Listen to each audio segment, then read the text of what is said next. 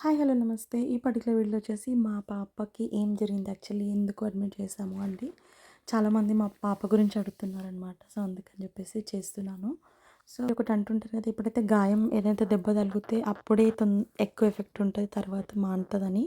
But నాకు గూడా ఇది నిజంగా రియలిస్టిక్‌గా చెప్పాలంటే, ఇది జరిగి ఆల్మోస్ట్ వినాయక చవితి టైంలో జరిగింది. ఇప్పుడు అది చూస్తే చాలా చిన్నదనిపిస్తది. బట్ ఆ టైంలో మనం ఫేస్ చేస్తున్నప్పుడు కొంచెం పెద్దదనిపిస్తది. బట్ అయినా మేము మంచి పాజిటివ్‌తో ఎళ్లి అడ్మిట్ అయ్యి మంచి చూడండి హ్యాపీగా రికవర్ అయ్యి వచ్చేసిందనమాట. That is the toughest and the crucial thing అనమాట. సాడెస్ట్ కూడా. ఎందుకంటే మేము ఇండియా వెళ్ళిన తర్వాత డాక్టర్ అప్పుడు ఇమ్మీడియేట్‌గా అడ్మిట్ చేయాలి అని చెప్పారనమాట. జస్ట్ అది టెస్ట్ గురించే. But at the same time మేము ఇండియాలో చేస్తే బెటర్ అని చెప్పేసి అనుకున్నాము. బట్ కిమ్స్‌లో అడ్మిట్ చేశాము ముందు రోజే. అయితే ఏమైందంటే డిశ్చార్జ్ అయితే ఉంటదో అంతా కూడా వినాయక చవితి రోజే జరిగిందనమాట. సో, మేమొచ్చేసి మొత్తం వినాయక చవితి అంతా హాస్పిటల్‌లోనే ఉండే.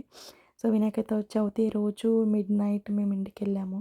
సో, ఆ రోజు మొత్తం మీకు అంతా మా పాపకి చిన్న సర్జరీ ఏదైతే చేశారో, తర్వాత రికవర్ అయిపోయి మంచిగా యాక్టివ్‌గా ఆడుకుంటూ కొంచెం రికవర్ అయ్యాము.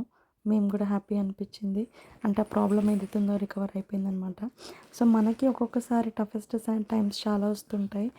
బట్ మనం అవన్నీ తట్టుకొని ముందుకెళ్ళడం కూడా మన లైఫ్‌లో ఒక్కొక్క మెట్టు చాలా ఉపయోగం అని చెప్పడానికి నిజంగా ఇదొక బెస్ట్ ఎగ్జాంపుల్ అని నేను చెప్తున్నాను.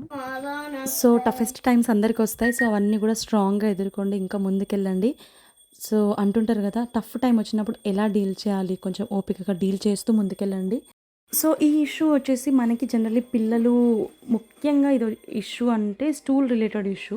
సో, ఇది అందరికీ చాలామందికి ఇండియాలో ఉన్న వాళ్ళకి కూడా వస్తుందనమాట ఇష్యూ.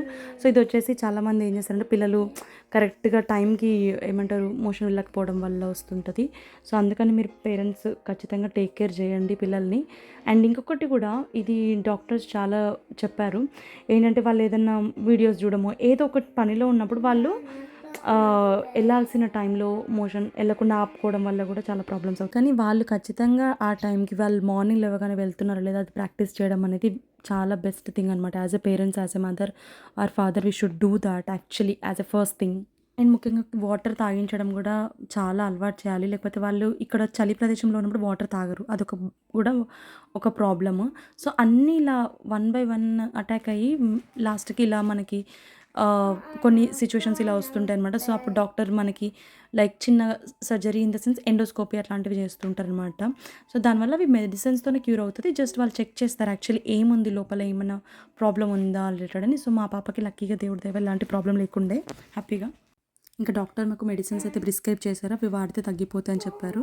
సో, అది ఒక బెస్ట్ థింగ్ జరిగింది. ఇంకా నెక్స్ట్ హాస్పిటల్ నుంచి రాగానే నెక్స్ట్ డే ఇంకా మేము ఇక్కడ గణేష్ మండపంకెళ్ళేసి పూజ చేసుకొని, మంచిగా పిల్లల్ని కూడా తీసుకెళ్ళి కొంచెం మంచిగా అక్కడ డివోషనల్‌గా బాగా కనెక్ట్ అయ్యాము గణేశుడితో. ముఖ్యంగా మనకేదైనా ప్రాబ్లమ్ వస్తే విఘ్నాలు తొలగించమని గణేశుడిని వేడుకుంటాం కదా! నిజంగా ఆ రోజు విఘ్నాలని మాకు తొలగించాడు ఈ గణేశుడు.